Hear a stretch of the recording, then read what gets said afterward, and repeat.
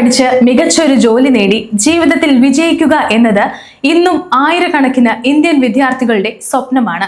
പ്രത്യേകിച്ച് അമേരിക്കയിൽ പഠിക്കണമെന്ന ആഗ്രഹം പലർക്കുമുണ്ട്. എന്നാൽ കഴിഞ്ഞ കുറച്ച് വർഷങ്ങളായി അമേരിക്കയിൽ നിന്നുള്ള വാർത്തകൾ അത്ര പ്രതീക്ഷ നൽകുന്നതല്ല. വിദ്യാർത്ഥി വിസകളിലെ കർശന പരിശോധന, ജോലി കണ്ടെത്താനുള്ള മത്സരം, ടെക് കമ്പനികളിലെ കൂട്ടപ്പിരിച്ചുവിടലുകൾ, H-1B വിസയുടെ അനിശ്ചിതത്വം, ഗ്രീൻ കാർഡ് ബാക്ക്ലോഗുകൾ ഇതെല്ലാം വിദ്യാർത്ഥികളെയും അവരുടെ കുടുംബാംഗങ്ങളെയും ആശങ്കപ്പെടുത്തുന്ന വിഷയങ്ങളാണ്. ഇത്തരം സാഹചര്യത്തിലാണ് അടുത്തിടെ റെഡിറ്റിൽ വന്ന ഒരു പോസ്റ്റ് സാമൂഹിക മാധ്യമങ്ങളിൽ വലിയ ചർച്ചയാകുന്നത്. അമേരിക്കൻ മാധ്യമമായ അമേരിക്കൻ ബസാർ ഈ ചർച്ചയെക്കുറിച്ച് റിപ്പോർട്ട് ചെയ്തതോടെയാണ് ഈ കഥ കൂടുതൽ ശ്രദ്ധ നേടിയത്. എന്നാൽ ആദ്യം തന്നെ ഒരു കാര്യം വ്യക്തമാക്കാം. ഇത് റെഡിറ്റിലുള്ള ഒരു അജ്ഞാത ഉപയോക്താവിന്റെ വ്യക്തിപരമായ അവകാശവാദമാണ്. ഇതിലെ എല്ലാ വിവരങ്ങളും സ്വതന്ത്രമായി സ്ഥിരീകരിക്കപ്പെട്ടിട്ടില്ല. അതിനാൽ ഇത് ഒരു സ്ഥിരീകരിച്ച വിജയകഥയായി കാണാതെ സോഷ്യൽ മീഡിയയിൽ വൈറലായ ഒരു അവകാശവാദമായി മാത്രമാണ് വിലയിരുത്തേണ്ടത്. ആ പോസ്റ്റിൽ പറയുന്നതനുസരിച്ച് 2016 F1 വിദ്യാർത്ഥി വിസയിൽ അമേരിക്കയിലെത്തിയ യുവാവ് ആദ്യം ഹൈസ്കൂൾ വിദ്യാഭ്യാസം പൂർത്തിയാക്കി. ഇംഗ്ലീഷ് ഭാഷയിൽ തുടക്കത്തിൽ ബുദ്ധിമുട്ടുകൾ ഉണ്ടായിരുന്നുവെങ്കിലും പിന്നീട് അതിനെ മറികടന്നു. തുടർന്ന് കോളേജ് പഠനം പൂർത്തിയാക്കി. പാർട്ട് ടൈം ജോലികളും ഇന്റേൺഷിപ്പുകളും ചെയ്ത് അനുഭവം നേടി.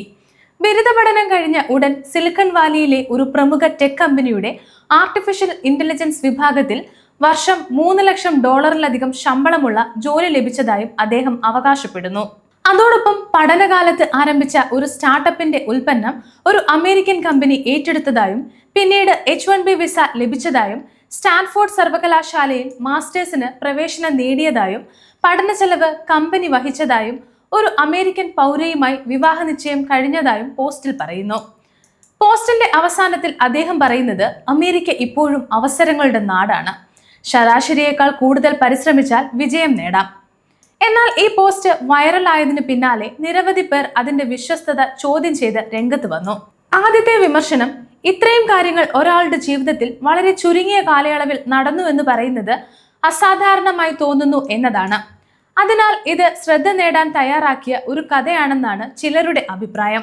രണ്ടാമതായി, F1 വിസയിലോ OPT സ്റ്റേറ്റസിലോ കഴിയുന്ന ഒരാൾക്ക് ഒരു സ്റ്റാർട്ടപ്പ് ആരംഭിക്കുകയും പിന്നീട് അത് വിൽക്കുകയും ചെയ്യുന്നതുമായി ബന്ധപ്പെട്ട നിയമപരമായ സങ്കീർണതകളെക്കുറിച്ചും ചോദ്യങ്ങൾ ഉയർന്നു വരുന്നുണ്ട്. അമേരിക്കൻ ഇമിഗ്രേഷൻ നിയമങ്ങൾ ഇത്തരം സാഹചര്യങ്ങളിൽ വളരെ പ്രത്യേക നിബന്ധനകളാണ് പാലിക്കുന്നത്. അതിനാൽ പോസ്റ്റിൽ പറഞ്ഞിരിക്കുന്ന കാര്യങ്ങൾ ഏത് നിയമപരമായ ഘടനയിലാണ് നടന്നതെന്ന് വ്യക്തമല്ല. മൂന്നാമതായി, OPT ഘട്ടത്തിൽ ജോലി ചെയ്യുന്ന ഒരു ജീവനക്കാരന്റെ സ്റ്റാൻഫോർഡ് പോലെയുള്ള സർവകലാശാലയിലെ ഉയർന്ന പഠന ചെലവ് മുഴുവൻ കമ്പനി വഹിച്ചു എന്ന് പറയുന്ന അവകാശവാദവും പലർക്കും സംശയമുണർത്തി. ചില വലിയ കമ്പനികൾ വിദ്യാഭ്യാസ സഹായ പദ്ധതികൾ നൽകുന്നുണ്ടെങ്കിലും അത് എല്ലാ ജീവനക്കാർക്കും സ്വാഭാവികമായി ലഭിക്കുന്ന ആനുകൂല്യമല്ല. അതേസമയം ഈ കഥയെ പൂർണ്ണമായും അസാധ്യമെന്ന് പറയാനും കഴിയില്ല. അമേരിക്കയിൽ മികച്ച കഴിവും കഠിനാധ്വാനവും ശരിയായ അവസരങ്ങളും ഒരുമിച്ചാൽ അസാധാരണ വിജയം നേടിയ നിരവധി വിദ്യാർത്ഥികളുടെ കഥകളുണ്ട്.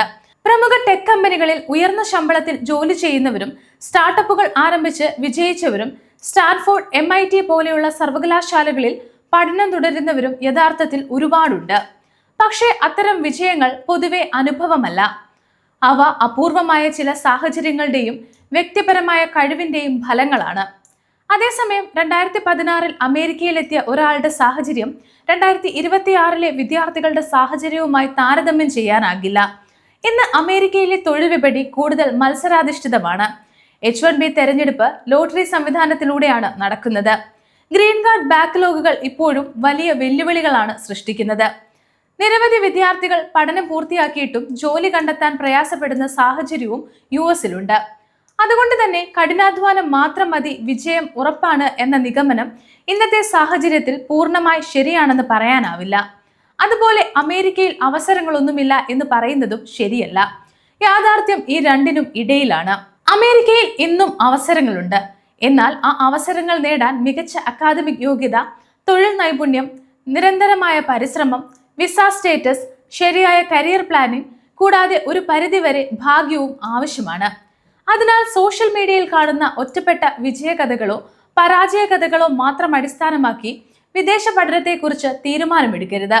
പഠിക്കാൻ ഉദ്ദേശിക്കുന്ന സർവകലാശാല, കോഴ്സിന്റെ തൊഴിൽ സാധ്യത, പഠന ചെലവ്, വിസ നിയമങ്ങൾ, നിലവിലെ തൊഴിൽ വിപണി എന്നിവ വിശദമായി പഠിച്ച ശേഷമായിരിക്കണം തീരുമാനമെടുക്കേണ്ടത്. ഈ റെഡിറ്റ് പോസ്റ്റിനെ കുറിച്ച് നിങ്ങളുടെ അഭിപ്രായം എന്താണ്? ഇത് യഥാർത്ഥ വിജയകഥയാണെന്ന് നിങ്ങൾക്ക് തോന്നുന്നുണ്ടോ? അതോ സ്ഥിരീകരിക്കപ്പെടാത്ത ഒരു സോഷ്യൽ മീഡിയ അവകാശവാദം മാത്രമാണെന്ന് കരുതുന്നുണ്ടോ? നിങ്ങളുടെ അഭിപ്രായം കമന്റിൽ പങ്കുവെക്കുക. അമേരിക്കൻ ഇമിഗ്രേഷൻ, വിദ്യാർത്ഥി വിസ, ഗ്രീൻ കാർഡ്, ആഗോള തൊഴിൽ വാർത്തകൾ എന്നിവയുടെ ഏറ്റവും പുതിയ അപ്ഡേറ്റുകൾ അറിയാൻ ഗ്ലോബൽ സമയം സബ്സ്ക്രൈബ് ചെയ്യുക.